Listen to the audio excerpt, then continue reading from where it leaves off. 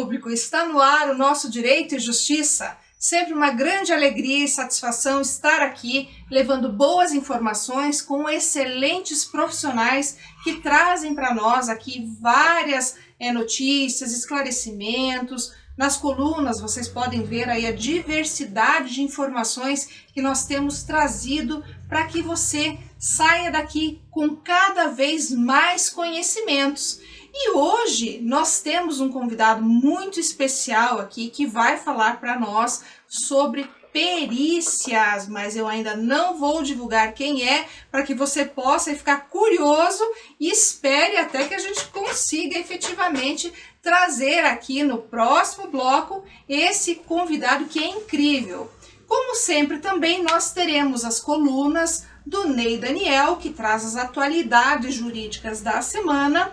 Além disso, teremos o Dr. Leonardo Scholl Ramos com a coluna de Direito de Família e Sucessões, na qual ele aborda questões das referidas áreas de maneira descomplicada.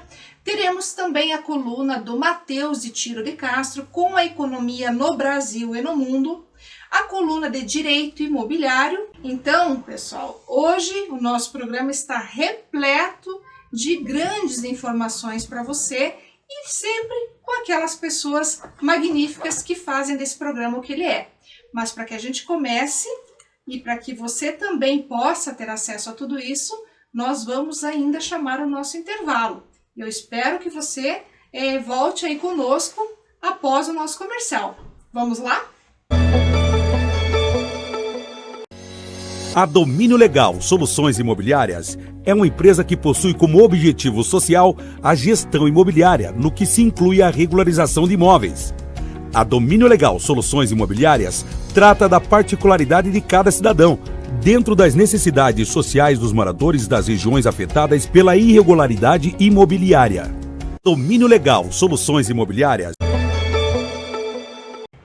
Olá, querido público, como eu prometi para vocês, então, voltamos aqui com o nosso primeiro bloco. Estamos aqui com ninguém menos que o Cássio Fujimoto, que é perito judicial da área de finanças. Enfim, o currículo dele é super vasto.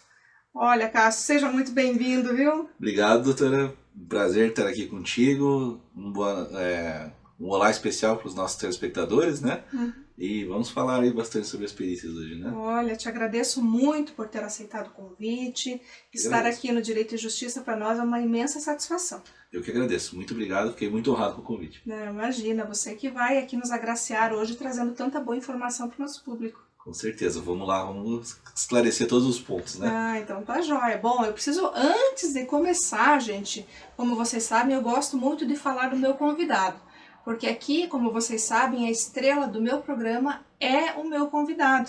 Então, eu preciso que todos que estão aí, que nos acompanham, saibam quem o Cássio é. Claro que vocês já sabem quem o Cássio é, porque o Cássio é um grande profissional. Ele está em várias mídias, sempre dando entrevistas, justamente por ser uma pessoa notória na sua área. É uma grande referência, não somente em Curitiba, como região metropolitana, e também em todo o estado, inclusive no país. Por isso que ele está aqui hoje, por ser também uma pessoa incrível, um ser humano incrível, e que também está aí hoje, né, vindo esclarecer muitos pontos para nós, né, dedicando seu tempo, que também, né, é tão escasso, né, Cássio? Hoje em dia, né, literalmente o tempo é dinheiro, né? Tempo é dinheiro, né? Mas é um grande prazer estar aqui, poder conversar contigo, com o pessoal, né? Eu sei que é uma área que muitas vezes gera muita dúvida, né, muitas questões, mas gosto sempre de falar de uma forma muito descomplicada e para que todos possam ter um entendimento aí, até porque todos nós estamos suscetíveis a precisar desse serviço, né? Exatamente, e por isso que é tão importante a presença dele aqui hoje.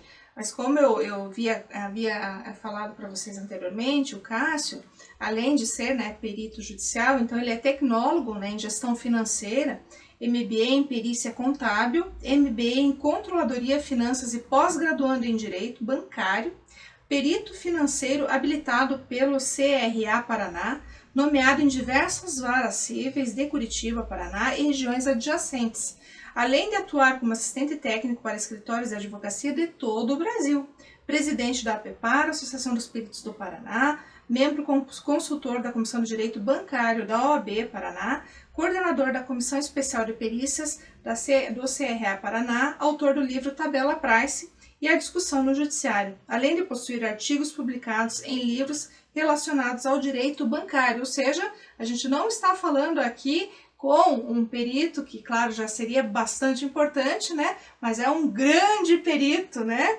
Que é o Cássio Fujimoto. Então, Cássio, mais uma vez te agradeço. E assim, várias são as questões que hoje, né, trazem a necessidade de que as pessoas que estão em casa compreendam o papel de um perito judicial como é o teu. Porque muitas vezes parece que está distante do nosso telespectador. Mas o papel é tão importante, imprescindível e em especial ali quando você entra com um processo judicial, não é mesmo? Exatamente, né? Eu gosto de dividir a atuação do perito em duas esferas, né? A gente trabalha tanto judicialmente nomeado pelo magistrado da causa, como para os advogados ou para as próprias partes, né? Então, como você falou, a parte que está entrando com o processo, principalmente agora depois do novo Código de Processo Civil, que exigiu que o advogado apresente na peça inicial qual é o valor que ele entende devido, né, na vírgula, vamos dizer assim, ninguém melhor do que um profissional, um perito na área de finanças para fazer o cálculo desses valores, para verificar qual seria o valor exato, né, em que essa pessoa está sendo lesada por muitas vezes, né? Então precisamos fazer os cálculos, precisamos fazer a perícia para que o advogado sinta segurança ao entrar com a ação, né? E para que o juiz também, no momento em que ler a peça inicial e ver o documento, um parecer técnico, né, acompanhando essa peça e os dois em consonância, isso mostra muita força, né, da causa, né, vamos dizer assim. Isso em termos de assistência técnica, né?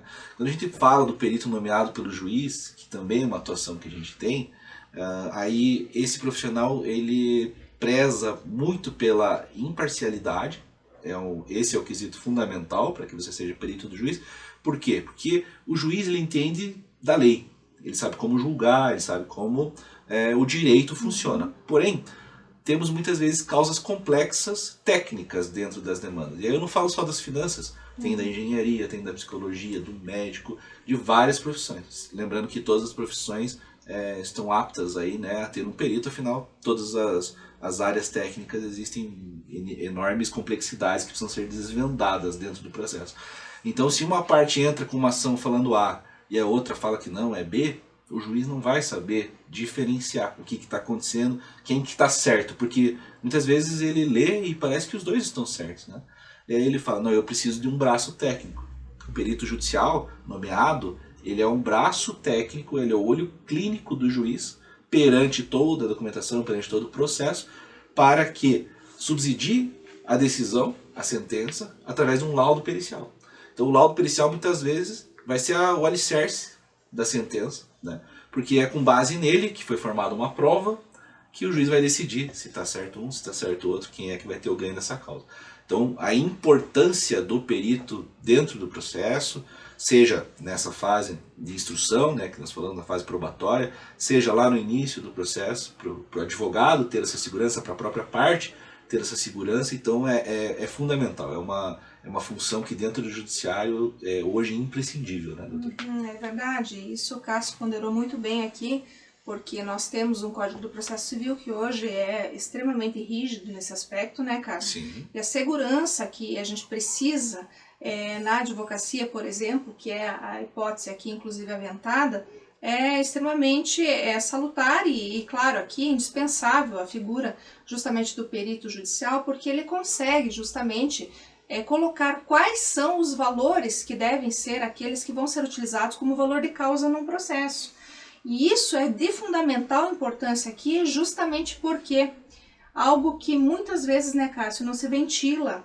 Ali os nossos telespectadores não imaginam que o advogado, ele vai lá, ele vai ter que colocar um valor de causa, e se a parte perder o processo, ela vai sucumbir em relação àquilo que ela deixou de ganhar. Então ela sucumbe e ela tem que pagar sobre.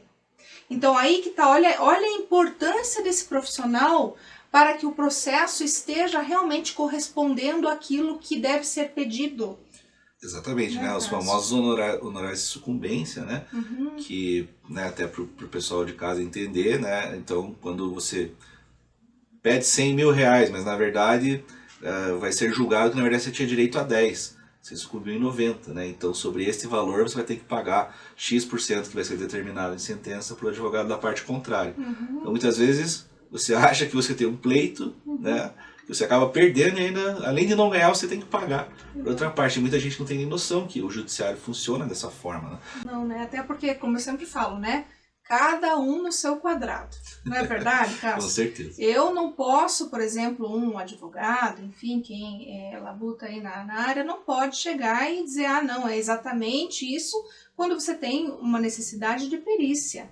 Um profissional, né, da sua envergadura que vai dizer, não, é isso aqui que vai ser a partir de uma análise sistemática, organizada, de tudo aquilo que vai ser apresentado, de contratos, né? Você vai analisar conforme, inclusive, os consectários legais, o que se aplica, o que não se aplica. Então, é você que vai dizer, e o profissional do direito, ele é o profissional que vai desenvolver a tese, que conhece o direito, aí que a gente, né, separa as coisas, né? Perfeitamente. Eu costumo dizer que concordo plenamente, né, que a gente tem que atuar nas nossas áreas, afinal é o que a gente se especializou para fazer. Porém, sempre que a gente... É muito importante que a gente esteja alinhado, né? A gente precisa estar alinhado porque uma peça jurídica bem fundamentada em cima de um parecer emitido por um profissional técnico e esses dois documentos conversando, um citando o outro, né, numa mesma linguagem, de uma mesma forma, os dois caminhando para o mesmo sentido, isso traz uma robustez imensa para a tua causa, né, enquanto advogado. Você vai conseguir apresentar aquilo ali de forma sólida, né, e o juiz vai enxergar isso eu não tenho dúvida. O juiz vai enxergar que, olha, de fato, né, o que o advogado está falando, o perito comprovou. E aí a gente tem já uma questão que às vezes acaba até dispensando aquela perícia do meio do processo, da fase probatória, né? Então, de fato, a importância não tem como mensurar. Com certeza. Aí você já parte da credibilidade que você está passando já ao entrar com o processo, com essa robustez, né? Isso. O cenário todo ali é totalmente organizado, né? Amparado por um laudo pericial que vai fazer toda a diferença. Mas, Cássio, eu vou chamar o Ney agora, porque ele tem bastante informação para o nosso público. Bacana. Tá joia? Vamos lá? Ney, conta para nós. Olá, a nossa digníssima e querida Débora de Castro da Rocha, apresentadora deste programa.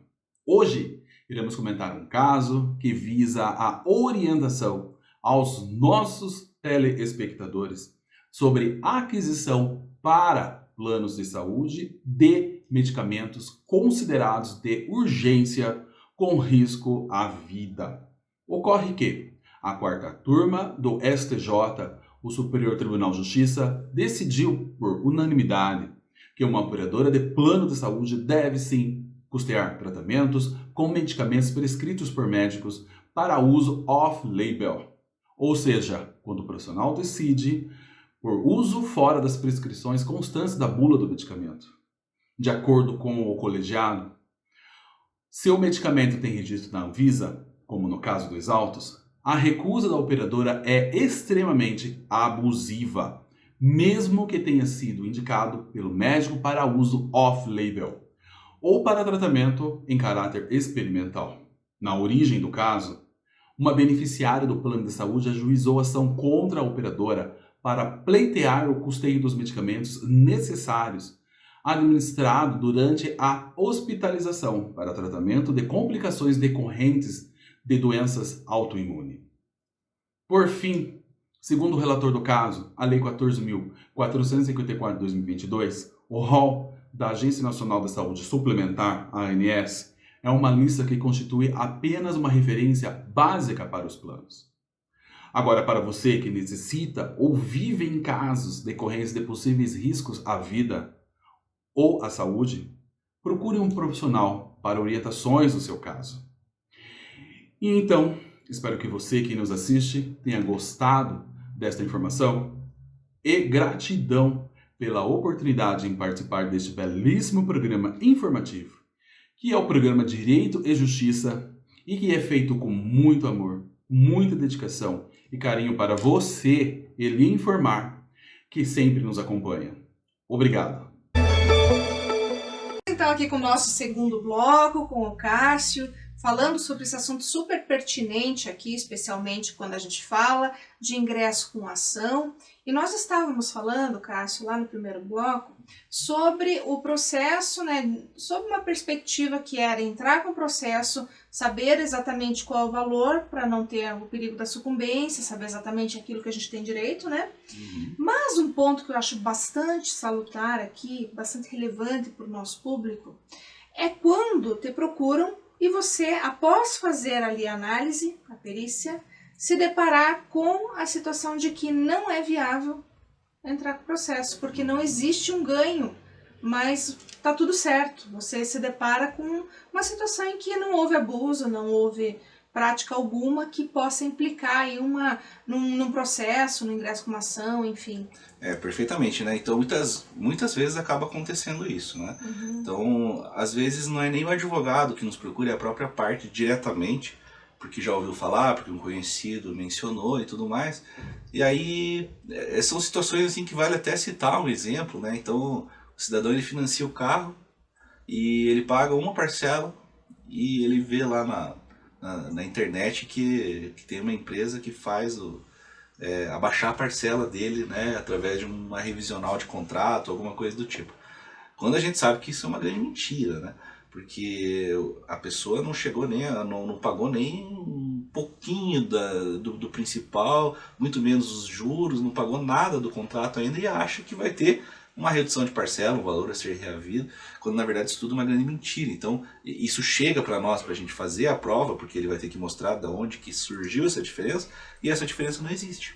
Então, não só nesse caso, como eu falei, muitas vezes a pessoa ela realmente está se sentindo lesada, seja por um credor, por uma instituição financeira, por qualquer coisa do tipo. Hoje em dia o ramo imobiliário, que a doutora é especialista, inclusive, né, sabe que existem muitas demandas nesse sentido, mas muitas vezes a incorporadora, a construtora, ela tá correta, ela não tem nenhum vício contratual ou vício financeiro que possa ensejar numa ação. Então, é muito importante a prova para mostrar que existe o problema e que existe ali o direito disponível para o devedor, mas também a perícia é tão importante quanto para o outro lado, para ela mostrar que você não tem o direito. E aí cabe, né, ao perito e cabe ao advogado instruir o cliente no sentido de que, olha, não é o caso de a gente entrar com a ação aqui, você vai perder, você não tem esse direito, seja por questão da própria questão contratual, seja por uma questão de jurisprudência. Também temos isso, né? Temos alguns entendimentos dos tribunais que acabam tornando inviável a realização do próprio cálculo e da ação. Então, muita gente fala só da parte, né, de entrar com a ação, boa, né? e vamos fazer e vai dar certo e tal. Mas no fundo acaba sendo que não, né? E a gente tem esse papel de alertar para esse fato negativo, né? E que normalmente a gente sempre vê na prática e que eu acho muito importante que um advogado, não só a parte, mas o advogado que justamente, né, não conhece da área, ele possa se munir dessas informações e dessa certeza que o Cássio tem a partir do estudo dele, da análise dele, para que o advogado possa bem orientar o seu cliente, ou seja, uma parceria muito importante que pode ser desenvolvida entre advogado e o próprio perito judicial, no sentido de promover essa análise prévia, anterior, em conjunto, para poder instruir o cliente, falar, olha, dá para fazer? Não dá para fazer. É algo que traz transparência para o processo, para o cliente, a segurança, ainda que ele não te contrate para entrar com o processo, mas você ganha o cliente para a vida, né, Cássio? Com certeza, não tenha dúvida. E veja que o que você falou é muito importante, né, do fato de às vezes o advogado ele não ter esse conhecimento tão sólido, mas mesmo que ele tenha, a importância de contratar um profissional especializado e apresentar isso em forma de parecer técnico, né, de uma forma de fato técnica, com todas as questões que estão sendo abordadas, com o valor final adequado, né, baseado em toda a fundamentação que esse profissional vai trazer, é um diferencial. Então, às vezes o advogado ele tem todo o conhecimento financeiro, conheço vários, né, que são muito bons nessa área financeira também, eles conseguiriam perfeitamente apresentar os valores, mas às vezes quando eles trazem o parecer junto com a peça deles, isso traz mais força, né, para eles ingressarem com a ação. E isso eu vejo que assim, é de fundamental importância, né? Não pode ser deixado de lado, até porque a doutora sabe, né, antigamente entrava-se muito com os processos muito vagos, assim, do tipo, olha, o banco está me cobrando de forma abusiva e eu gostaria de rever esse contrato. Hoje em dia, se você entrar com uma petição nesse sentido, ela é indeferida. É inepta de cara, né? De cara. Então hoje, por que é abusivo? Em quais pontos está sendo abusivo e em quanto está sendo abusivo? E para você mencionar tudo isso, para você identificar tudo isso e para você valorar tudo isso, o perito vai te ajudar. Ele vai ser esse profissional que vai trabalhar e vai te mostrar. Um outro diferencial que a gente tem, né, no nosso escritório, eu como profissional, que isso eu trouxe desde o começo da carreira, foi de sempre ser imparcial e trabalhar para as partes como se eu estivesse trabalhando para o juiz. Não adianta eu inventar um valor a teu favor, não adianta eu puxar muita sardinha para o teu lado, porque vai chegar lá no meio do processo, vai ter uma prova pericial. E o perito vai ter que ser isento e ele vai ter que identificar. Então, assim, muitas vezes o que acaba acontecendo com a gente? Fazemos a prova na inicial, e quando chega na hora da perícia, porque inevitavelmente vai acabar tendo, a gente pode apresentar o nosso próprio parecer e falar, olha, é isso aqui é a perícia que você vai ter que fazer aí no meio do processo. E a gente apresenta isso para o perito, né? E muitas vezes ele acaba nos dando razão. Não, de fato, vocês fizeram aqui da forma correta. Então, assim, prezamos, né, por essa ética, por essa forma de apresentar isso, né, e de ser imparcial sempre, e não jamais, por mais que, lógico, né, estejamos defendendo os interesses de alguém, não gerar nenhuma expectativa falsa e nenhuma situação que a gente possa complicar o cliente lá na frente. Mas é isso aí mesmo, né, Cássio? Porque é mais ou menos aquilo que enfrenta a advocacia, né? Não é um trabalho de, eu vou te dar o resultado, porque muitas vezes o resultado não vai ser bom, né? Você vai apresentar um resultado, olha, isso aqui infelizmente não vai dar para você entrar, né? Ele vai te desfavorecer, você vai entrar com uma ação temerária, uma ação que não favorece nem o cliente nem o advogado.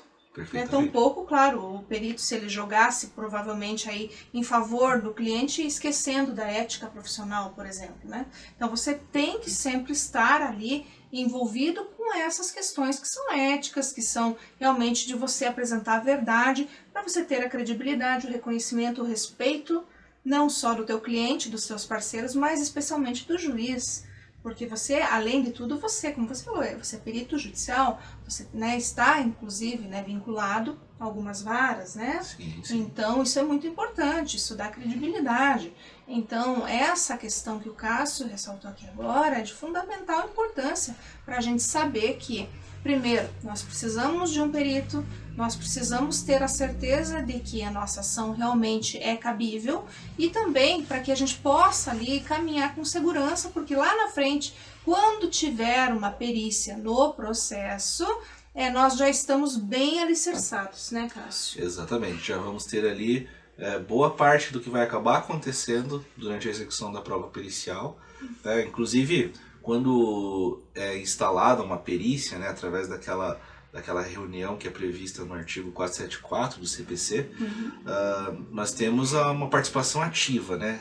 Eu, enquanto profissional, sempre faço questão de participar, de estar junto ao perito nesse momento inicial, para, além de me colocar à total disposição dele e para que ele solicite qualquer complemento, qualquer documentação adicional, para apresentar para ele também qual foi a metodologia que eu utilizei lá no começo do processo e mostrar para ele que continua sendo a mesma coisa. E é isso que a gente precisa que ele apresente para o juiz e demonstre que aquilo que está acontecendo é a realidade, né? Eles estejam também alinhados, né? Lógico, vai ter um assistente técnico da outra parte que vai também expor o lado dele, a forma como eles estão trabalhando, mas aí é um trabalho, aí é sempre um jogo, né? É um jogo de convencimento e de demonstração de resultado que vai ensejar aí numa sentença que muitas das vezes é favorável para o nosso cliente, né? Maravilha. Cássio, bom, a gente ainda tem muita coisa para falar, Vamos. Mas agora eu vou chamar o Dr. Leonardo Scholl Ramos, porque ele tem também algumas considerações para fazer para o nosso público hoje sobre a área dele aí, que é Direito de Família e sucessões de forma descomplicada. Vamos lá, doutor Leonardo? Olá amigo, olá amiga, seja muito bem-vindo a mais um vídeo do Direito de Família e Sucessões Simples, o quadro onde você obtém orientações práticas para problemas do seu dia a dia que envolvem direito de família e direito das sucessões. E no vídeo de hoje nós iremos dar um passo a passo prático para pessoas que querem comprar imóveis que estão pendentes de partilha num processo de inventário. Na prática, existem duas situações nas quais um imóvel que está pendente num processo de inventário pode ser vendido. A primeira é quando os herdeiros estão dispostos a finalizar o inventário e basta que o documento de partilha seja assinado para a posterior liberação da venda, ou quando os herdeiros não têm os recursos necessários para custear o inventário e precisam vender um dos bens que compõem o espólio para poder arcar com todos os custos e dar andamento ao processo. Se estamos falando da primeira hipótese, basta que o comprador verifique em que pé que está o processo de inventário, porque de nada adianta querer comprar um imóvel que está sendo inventariado, mas esse processo for demorado demais. Por exemplo, se o inventário dura 5 anos, que pessoa que de fato vai estar disposta a aguardar a compra de um imóvel por 5 anos? Às vezes pode ser que se trate de um imóvel na planta, mas em regra, nos inventários as pessoas estão partilhando imóveis que já estão finalizados, de modo que não faz sentido simplesmente aguardar um processo longo para poder comprar um imóvel. Então, se nós estamos falando do primeiro caso, é preciso verificar em que pé que está esse processo de inventário. Por exemplo, pode ser que esteja sendo discutida no curso do inventário uma discussão sobre reconhecimento de filiação. Então pode ter um filho que não tenha sido reconhecido pelo falecido e que está discutindo agora a sua paternidade, o seu reconhecimento de paternidade num processo, e as implicações desse processo de reconhecimento de paternidade irão repercutir no inventário, porque terá um novo herdeiro na jogada. Então a partilha, que antes compunha apenas os herdeiros então reconhecidos, terá de ser reestruturada para agora incorporar um novo herdeiro que foi reconhecido numa eventual ação de reconhecimento de paternidade. Agora, se estamos falando da hipótese em que faltam os recursos para custear o inventário, os herdeiros devem pedir ao juiz uma autorização para que possam vender um dos bens que compõem o espólio. Eles podem até mesmo anexar no processo essa proposta de compra e venda que é feita por um eventual interessado em comprar o imóvel do falecido para demonstrar que precisam da venda para obter os recursos e custear o inventário. Nós não podemos esquecer que uma das finalidades do inventário é auxiliar o Estado em recolher o imposto sobre herança. Por isso mesmo que quando você dá ao Estado uma garantia de que eu estou vendendo um imóvel do falecido para custear o inventário e também pagar o imposto, as chances de o juiz autorizar essa venda é muito maior do que feita sem fundamento algum.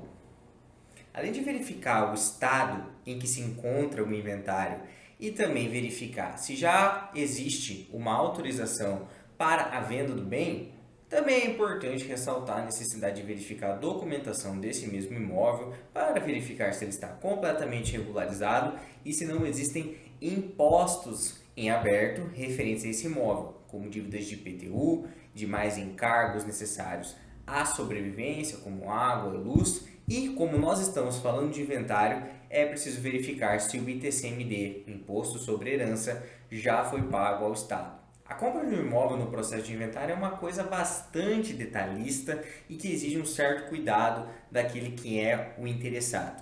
Então, acima de tudo, tomando os devidos cuidados, verificando se não existem problemas com documentação, débitos em aberto, a compra de um imóvel em inventário pode ser um investimento muito interessante para qualquer interessado, com a ressalva de que devem ser tomados todos os cuidados que foram descritos aqui nesse vídeo. Eu espero que você tenha gostado do vídeo de hoje e que tenha sido útil. Agora voltamos com a programação do Direito e Justiça. Até a próxima! Voltamos então aqui com o nosso terceiro bloco, com o Cássio, então falando da importância da perícia judicial. Cássio, retomando então aqui o que nós já estávamos falando, mas agora para um viés aqui que pode ser bastante interessante para o nosso público no sentido de atuação específica, né? Eu sei que a perícia ela conta com vários tipos de cálculos, de várias áreas, né?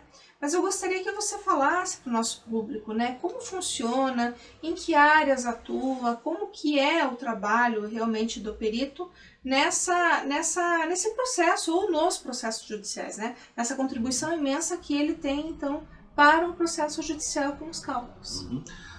O nosso escritório atua majoritariamente dentro do direito bancário, né?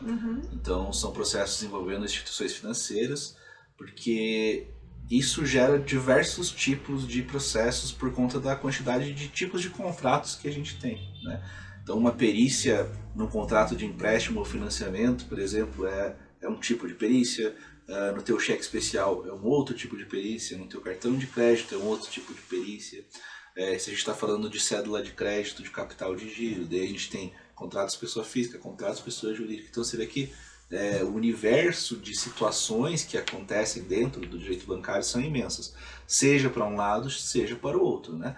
Assim como temos muitas ações dos consumidores, né, do correntista acionando o banco, nós também temos o banco executando, né, dívidas que não são pagas, ou seja, se utilizam de instrumentos aí jurídicos também para poder fazer valer ali o seu crédito, né? Então, só dentro desse aspecto do bancário você já tem inúmeros tipos de perícias que podem ser realizadas. Universo já, né? Isso que a gente faz no escritório. Então, muitas vezes, os estatutos sociais das empresas trazem como padrão você apurar um balanço especial na data, por exemplo, da saída de um sócio. Né? E quem que vai apurar? O contador, né? A perícia contábil vai fazer esse levantamento e vai elaborar um balanço especial para aquela data específica. Então, o 1º de setembro, então eu estou saindo da empresa dia 1º de setembro de 2023, vai ter um balanço hoje, para eu saber qual que é o patrimônio da empresa hoje e aplicar a minha porcentagem de cotas, eu saber quanto que eu tenho direito a ser ressarcido pela minha saída. O divórcio acontece a mesma coisa, né? Porque às vezes, aí, dependendo do regime de casamento, também cada um tem um direito ali a uma parte, né? Então, essa é a demanda contábil, né? Próximo a ela, temos também demandas tributárias, que aí envolve questão de impostos, né? E aí também, se a gente for falar de todos aqui, a gente fica a noite inteira, né? Mas por quê? Porque todo mundo sabe da complexidade do sistema tributário do Brasil. Né? Então o Brasil é um dos países, acho que deve ter o sistema mais complexo aí no mundo, né? E precisamos de profissionais aptos nessa área para identificar algumas situações, porque são muitas as pessoas, principalmente pessoas jurídicas, que entram com ação porque às vezes tem alguns créditos ou tem alguns pagamentos a maior ou tem algumas situações ali que envolvem tributos que elas precisam reaver e muitas vezes o Estado ele não quer reaver esse dinheiro porque entende que existe algum vício, né? Mas de qualquer forma você vai precisar do perito para apurar esses valores. Então tudo isso, né? Toda essa gama de perícias é onde a gente atua hoje, né? Então eu falo, né? Tudo que envolva número e cálculo a gente consegue atuar. Mas você vê que são várias demandas aí que envolvem a vida das pessoas, né? Então, qualquer relação que envolva dinheiro, né, que acaba tendo um litígio, você vai precisar desse profissional para apurar os valores que são devidos e que você tem direito. Né? E é algo assim que, se a gente for parar para pensar, né, na hora assim, você pensa, parece que é tão distante, né? Você vê, né, quantas situações, né, a própria previdência, que afeta tanto a vida das pessoas, né, essa mudança de legislação a todo momento, né, o advogado, por isso que a gente sempre frisa aqui, inclusive, da importância de que cada profissional seja de uma área específica, inclusive no direito, que cada profissional se especialize, né, cada advogado se especialize numa área específica ali para realmente conseguir entender os pormenores daquela área, porque é muita informação, né, Cássio? E prezar sempre, né, seja na área do direito, como na perícia, como em qualquer área, pela educação continuada, né? Eu acho que esse é um dos principais pontos que a gente precisa fixar no pensamento das pessoas, porque muita gente chega num determinado ponto da carreira que acha que já sabe tudo e que nada mais vai mudar, né? E essa segurança não existe. Ela é um devaneio, vamos dizer assim. Então, a importância de você estar se atualizando, ainda mais num país como o nosso, em que... né, Excesso legislativo ali, né? meu Deus do céu. Inflação, né? Que a gente sempre fala de leis, né? As mudanças são diárias, eu diria. Né? E cada área, como a doutora falou, precisa estar se especializando e notando as diferenças para poder aplicar. Lembrando que essas mudanças elas são difíceis de acompanhar, porém quem consegue tem um diferencial competitivo no mercado, né? Porque acaba identificando uma situação, uma possibilidade de ganho, uma nova brecha, qualquer coisa, brecha no bom sentido, né? Qualquer coisa nesse sentido que vai beneficiar o seu negócio, de fato. Porque Então, hoje se destaca aquele que faz diferente, né? exatamente. E se ele está atento a essas mudanças, a todas essas questões, ele já está um passo à frente do concorrente que acha que sabe tudo. Né? E aí ele vai conseguir prosperar muito mais. Mas é verdade. A gente que sempre tem aquela ideia de que sabe muito pouco, né? A gente sempre está correndo atrás e buscando, tentando sempre, né, ali entender o que está acontecendo, qual é a influência daquela legislação, tentando compreender, até para, primeiro, né, você saber, né, para você, né, ter o teu conhecimento, se especializar cada vez mais, e para poder oferecer o melhor para o teu cliente. Né? É aquela questão assim, se você faz o melhor serviço, é o cliente que vai dizer que você é bom, e isso que vai correr, né, Cássio? Exatamente, no boca a boca, no fundo, né, a indicação hoje ainda é a melhor forma de você conseguir um cliente. Continua, né? Sendo, né? Ele desde sempre foi, eu acho, né? E quando você já chega recomendado, o papo já é outro, né? Então isso é muito importante, é mais um diferencial competitivo que as pessoas precisam abordar e se utilizar, né? Para que consigam aí ter bons negócios, vamos dizer assim. Exatamente. Mas, Cássio, eu vou aproveitar que a gente falou aqui de finanças, né? Tocamos nessa veia agora, né? Que é o calcanhar de Aquiles. Eu vou chamar o Matheus Itiro de Castro, que ele fala muito de economia aqui para o nosso público. Maravilha, né? Ótimo assunto. Vamos lá então, Matheus.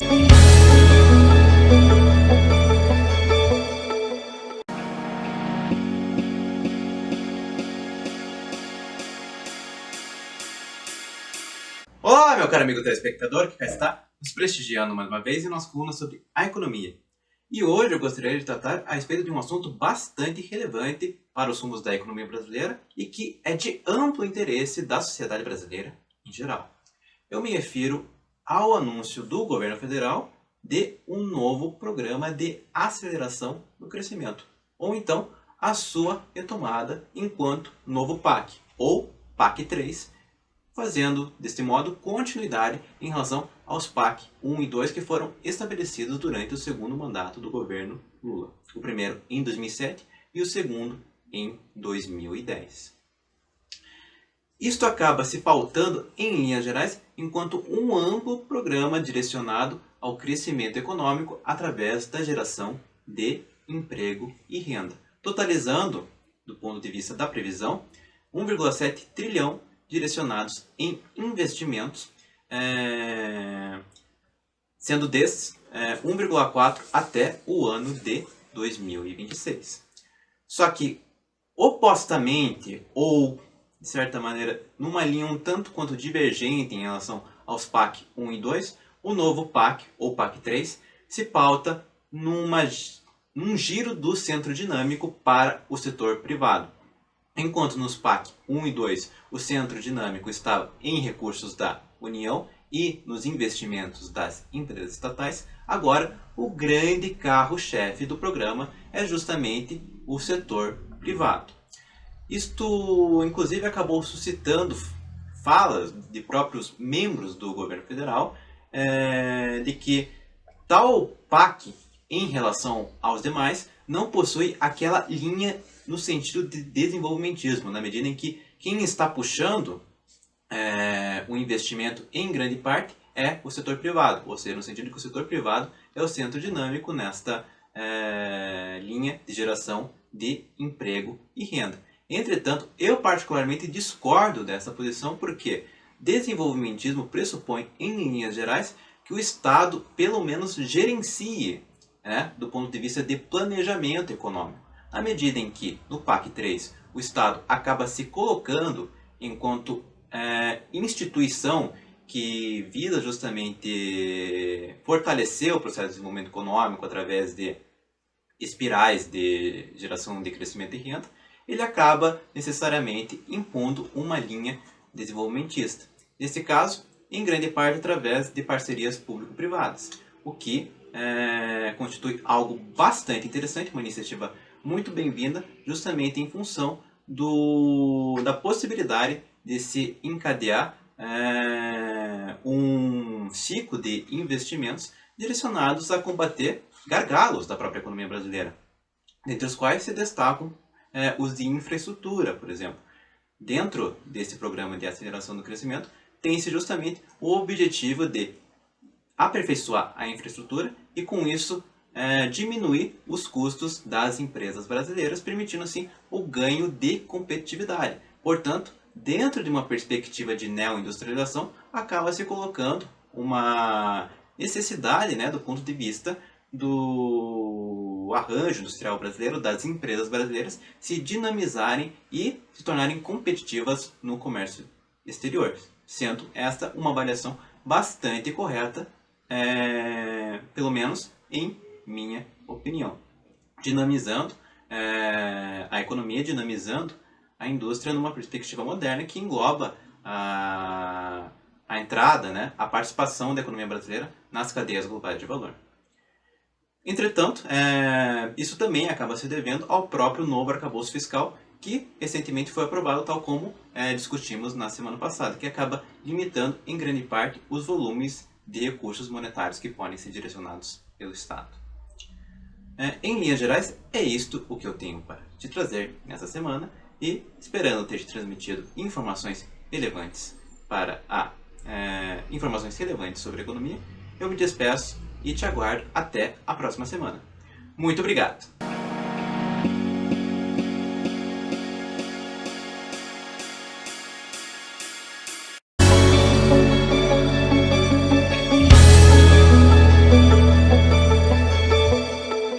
Olá, meu querido público! Voltamos aqui com a nossa coluna de Direito Imobiliário e hoje eu vou falar para vocês sobre um importante instituto jurídico que é o usufruto.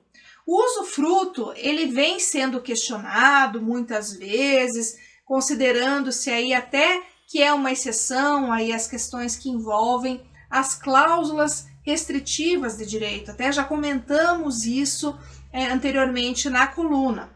Nesse caso, especificamente aqui, eu trago para vocês o assunto com base em um importante julgamento que está sendo realizado lá no Superior Tribunal de Justiça envolvendo essa questão, que é justamente um processo desencadeado diante de um usufruto que não foi registrado nas matrículas, ou seja, houve ali uma escritura que foi estabelecida através de um testamento, ou seja, houve a lavratura dessa escritura, né, por testamento, na qual, então, atribuía esse direito de usufruto à viúva. No entanto, não houve, nos moldes do artigo 1391 do Código Civil, o registro ou os respectivos registros deste usufruto nas matrículas, o que gerou, portanto, a discussão em relação ao direito dessa viúva de lá permanecer sem o pagamento dos aluguéis. E nesse sentido, até, existe uma discrepância se a gente analisar o que diz a lei e o que foi o voto do relator. Porque para o relator, independentemente de ter havido ou não o registro, o simples fato da escritura prever o direito ao usufruto para esta usufrutuária já seria suficiente para que ela se mantivesse, então, no bem, sem o pagamento dos aluguéis. O que a gente pode até pensar, poxa vida, mas você mesma, Débora, aí na coluna sempre diz para nós que deve ser registrado todo e qualquer direito relativo à propriedade na sua respectiva matrícula, né? Aqui é um direito real e a gente sabe disso, a gente está na órbita dos direitos reais. Então, falando em direito real, a gente sabe que, nesse caso do usufruto, existe a possibilidade, então, de que este usufrutuário possa exercer aí a fruição, né, desse bem, a utilização desse bem. E no proprietário vai caber, então, a disposição desse bem. Mas, ao mesmo tempo, existem rigores legais que, ao que tudo indica aqui, neste caso, estão sendo desprezados. Porque, ao passo que a lei fala que eu devo registrar, nesse caso aqui, esse direito na matrícula do imóvel, à margem da matrícula, para o relator não foi necessário. Ele compreendeu que aquele negócio jurídico celebrado anteriormente seria válido e que ele seria, então, eficaz, produzindo, então, seus efeitos ali. Mas, ao mesmo tempo, a gente sabe que a lei... Para a lei, né, para que haja a produção de efeito erga omnes, deveria haver, então, o respectivo registro à margem das matrículas que estão ali envolvidas neste processo. Vejam que, nesse caso, a filha, ela pleiteava aluguéis, então, desta usufrutuária, justamente sob a alegação de que não havia o registro deste usufruto à margem da matrícula.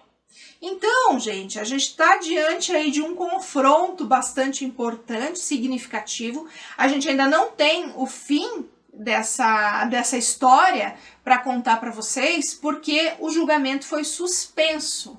A ministra Nancy Andrighi, ela pediu vista desse processo para que possa, então, analisar, né, aí com mais rigor, para que haja, então, o prosseguimento dessa análise, desse julgamento. Mas, enquanto isso, gente, o que é legal aqui pra gente é pensar sobre questões como essa, porque justamente é algo que eu sempre enfatizo aqui na coluna, que nós precisamos registrar sempre, quando a gente adquire um imóvel, seja por escritura pública, contrato de compra e venda, compromisso, enfim, todos esses instrumentos, né, fazer o devido registro a fim de que a gente possa, então, ter esse direito garantido, ter a titularidade do bem, né, e nesse caso aí seria justamente garantir que houvesse aí, com certeza, aí, assegurado o direito na matrícula do imóvel, o que não aconteceu, e gerando, portanto, né, o que permitiu a geração deste conflito que hoje fora judicializado e agora está na dependência aí de entendimentos dos ministros do STJ. Como se sabe agora, existe esse pedido de vista, posteriormente vai prosseguir o julgamento, que não se sabe exatamente o que vai ensejar. Então, gente, para que a gente possa aqui finalizar e chegar aqui nessa linha de raciocínio que eu quero e o que eu trouxe aqui para a gente justamente poder refletir, é que para evitar esse tipo de situação, seja você advogado, enfim, seja você que está enfrentando uma situação como essa, registra sempre a sua compra e venda, o usufruto, independentemente de ter sido ali a última vontade, né, do decujus, de ter constado na escritura pública ali do testamento, porque se você não tiver isso devidamente registrado, a margem da matrícula vai gerar discussão.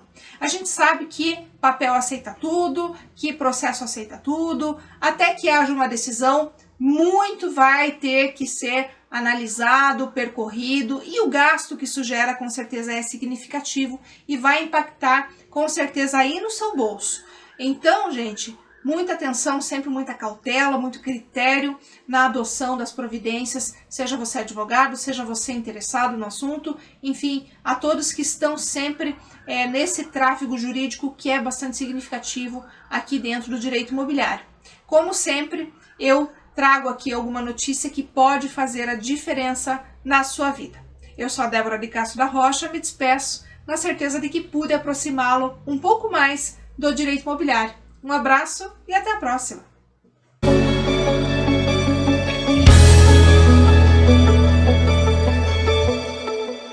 Bom, voltamos aqui agora com o nosso último bloco para finalizar essa conversa aqui com o Cássio, né? Muito embora a gente não queira finalizar, mas infelizmente... O papo tá bom, né? O papo tá bom, né? Muita coisa para falar, né? Mas, Cássio, de tudo isso que a gente viu aqui, né, a gente viu agora também a coluna da Carol ali, que foi maravilhosa, a Carol sempre trazendo muitas reflexões aqui para nós, né, e oportunidades, inclusive, para quem nos assiste, sobre esse envolvimento que nós podemos proporcionar entre o direito, a arte e também a literatura, né, que já nos demonstra que nós podemos ir muito além, né, Cássio? Mas, além disso, de tudo que a gente viu aqui, eu queria que você deixasse para o nosso público uma reflexão, considerações tuas de todo o teu trabalho, de todas essas questões que envolvem os processos, né? Um apanhado geral aí para que o nosso público possa, então, sair com essa boa informação aqui no final do nosso programa ainda, né? E com essas reflexões que você vai deixar. Não, legal. Acho que o principal recado que a gente precisa deixar para os telespectadores que foi o grande cerne hoje da nossa conversa, é a importância da perícia sempre que houver alguma dúvida ou alguma questão em que você esteja envolvido. Seja ela financeira, seja ela de algum tipo de direito violado, né? Qualquer coisa nesse sentido vai acabar ensejando na perícia. Então a importância de contratar um bom profissional para fazer esse trabalho, porque conforme conversamos, isso pode tirar um ônus financeiro lá na frente, né? Caso você não apure esses valores com precisão lá no começo do processo. Lembrando também, né, o pessoal, que a perícia ela não se restringe ao judiciário, né? Muitas vezes a gente acaba fazendo cálculos para pessoas que estão fazendo negociações com instituições financeiras, por exemplo, para sentar numa mesa de acordo, para tratar na via administrativa, a perícia também funciona, né? Então, mais uma vez, buscar um bom profissional, buscar um bom advogado e fazer esses profissionais trabalharem juntos para que consigam demonstrar com maior eficácia, né, que a causa ela é válida, que ela vale a pena e que ela é mensurável e o valor está ali determinado por esse profissional. Infelizmente, vamos recapitular também, saibam que existem profissionais que não estão preocupados com a verdade, estão preocupados somente em fechar aquele contrato contigo. Então isso é algo que a gente traz como diferencial, né? essa parte ética do negócio, de se é não, é não. Se você não tem o direito, eu não vou falar para você que você tem. Então são todos os fatores aí que você precisa somar. Eu sei que na hora que você está passando pelo problema, isso é complicado. Você não consegue raciocinar direito, muito menos escolher um profissional com todos esses predicados. Mas acho que vale a pena parar um pouco, refletir e buscar indicações, buscar conversar, pode procurar informações também na internet, né? Tem muita coisa hoje disponível, nos lugares certos, vamos dizer assim, mas existem ferramentas poderosas, né, para você encontrar bons profissionais e que possam te auxiliar de fato na tua demanda e não te atrapalhar.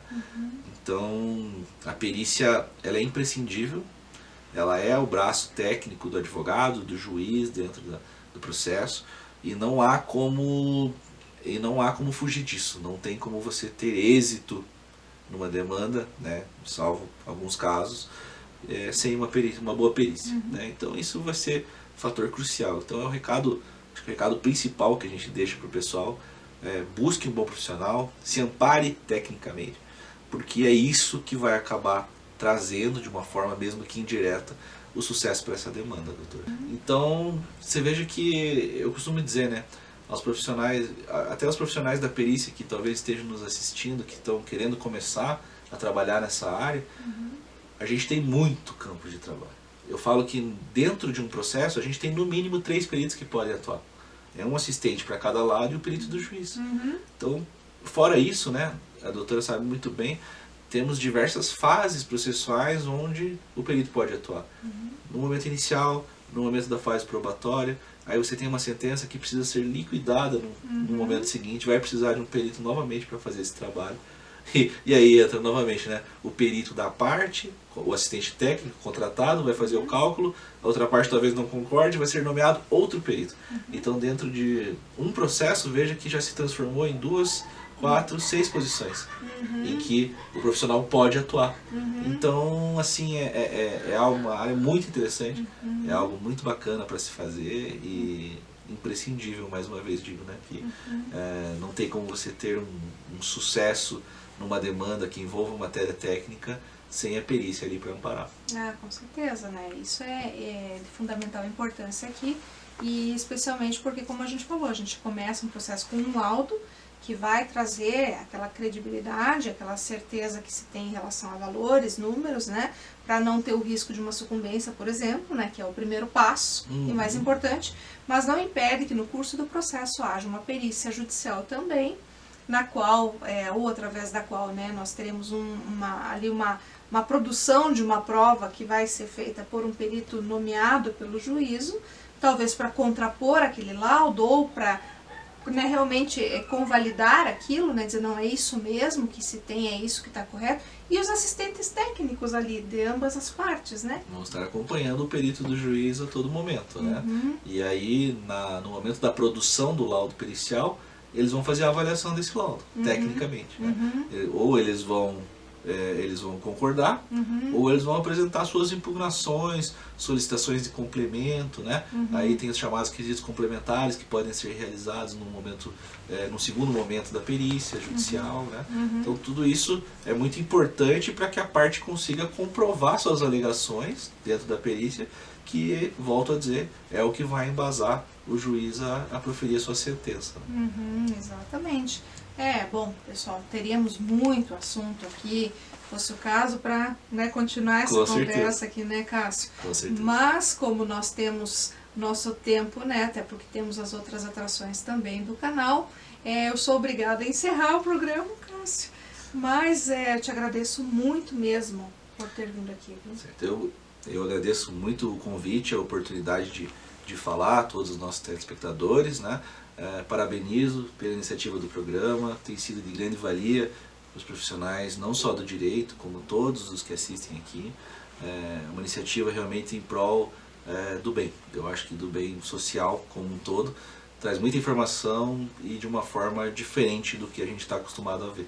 Então parabéns pela iniciativa e sou muito grato por poder participar dessa iniciativa aqui contigo. Muito obrigada, e você com certeza vai fazer parte da história do programa. Opa, agradeço, com certeza. Tá bom, muito obrigada, Obrigado, Cássio. doutora. É o que a gente sempre fala, né? A gente gosta de contar com profissionais assim, como você, né? Que trazem uma história, que tem um conteúdo rico, que podem ser inspiração para o nosso público. Bacana, espero poder ter passado aí uma boa inspiração ao pessoal que está em casa. Com certeza, né? Passou a inspiração, passou a sua segurança, passou o profissional que você é, né? Competência. Obrigado. E espero que realmente, quando alguém precisar e tiver que pensar num nome, que seja o nome do Cássio Fujimoto, né? Da sua equipe, do Rodrigo lá também, né? Exatamente. Que é seu sócio, da CR Perícias, que estão aí também à disposição, né, do público que precisar, né, de um trabalho especializado, e também dos nossos queridos amigos que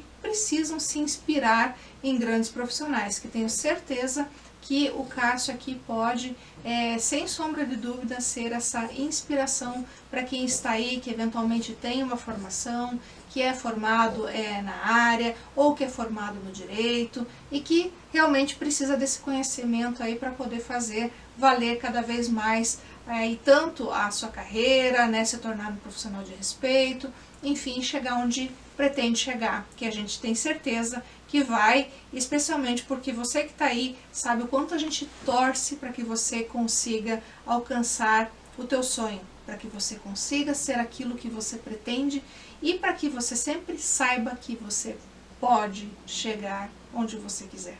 Esse é o nosso propósito e eu tenho certeza que a gente está conseguindo chegar no seu lar e está conseguindo entrar na sua vida e trazer para você esse sonho, trazer para você essa possibilidade. Eu mais uma vez me despeço, na certeza de que a gente pôde, especialmente aqui o Cássio, levar para você um pouco disso tudo que ele faz e te motivar a ser quem você quiser ser. Um grande abraço e até a próxima semana.